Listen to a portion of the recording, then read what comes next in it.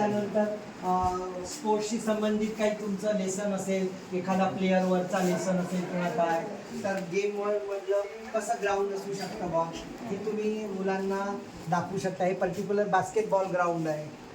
त्याच्यानंतर एक मॉडर्न आपलं किचन कसं असू शकतं बा, की वेगवेगळे याच्यामध्ये आपण ठेवू शकतो. एक कुठला तरी लेसन तुमचा आहे की ज्याच्यामध्ये फॅशन संबंधी किंवा फॅशन शो संबंधी किंवा फॅशन रॅम्प संबंधी काही पोयम आहे किंवा लेसन आहे, तर त्याचा रॅम्प कसा असू शकतो हे तुम्ही दाखवू शकता. त्याच्यानंतर हे तुमचं हे पहा, हे सगळे हे आहेत ब्लॅकबोर्ड मार्कर्स, तुमचे व्हाईट बोर्ड मार्कर्स आपल्याजवळ आहेत की जे तुम्ही हे करू शकतात. ब्ल्यू, व्हाईट, ब्लॅक आणि रेड पण कलर्सचे आहेत जे तुम्ही यूज करू शकता. आपल्याकडे काही पेपर्स आणलेले आहेत सरांनी, कलर्ड पेपर्स. नितीन गडकरीचे चार्ट नाही, नितीन गडकरीची पेपर्स कशा नाही, लँग्वेज टीचर आहे तुम्ही, फक्त अक्षरच पकडता. त्यानंतर हो हो, हा पण एक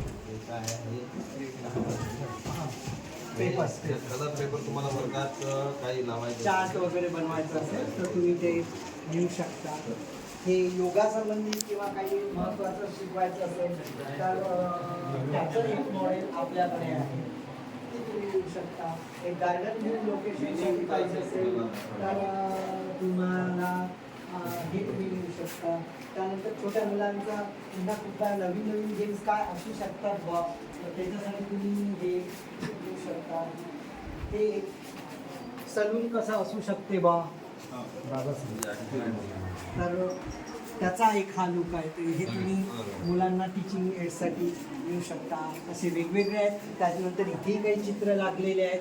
जर तुमचा रेप संबंधी किंवा कुठल्या संबंधी लेसनमध्ये आलेला आहे किंवा निर्भया कांडबद्दल तुम्हाला काही सांगायचं असेल तर ते सिम्बॉलिक पद्धतीने तुम्ही असं दाखवू शकता. वेदना एखाद्या कवितेमध्ये आहे तर हे चित्र तुम्ही नेऊ शकता की यातना, वेदना, दुःख काय असू शकतं. पीससाठी तुम्ही बुद्धांचं चित्र नेऊ शकता. त्यानंतर हो